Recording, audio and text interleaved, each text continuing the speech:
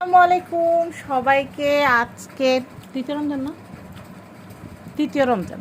সবাইকে তৃতীয় রমজানের অনেক অনেক শুভেচ্ছা। সবাই কেমন আছেন? আশা করি ভালো আছেন। তো এই যে আজকে ইফতারের আয়োজন। তো এই যে আমরা ঠিক যতটুকু খাইতে পারি অতটুকু নিছি, তাও মনে হয় না এতটুকু খাইতে পারবো। আর এই যে পাকোড়া বানাইছি। আর আজকে হচ্ছে স্পেশাল আয়োজন, এই যে খিচুড়ি।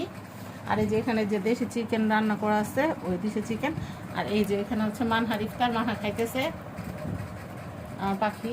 আজকে হচ্ছে আপনাদের ভাইয়া বাসায় আছে, এই জন্য হচ্ছে ওনার সাথে আজকে ইফতার করতেছি। গতকাল তো দাওয়াত ছিল, মসজিদে দাওয়াতে গেছে। তো এই সিমসাম আয়োজন।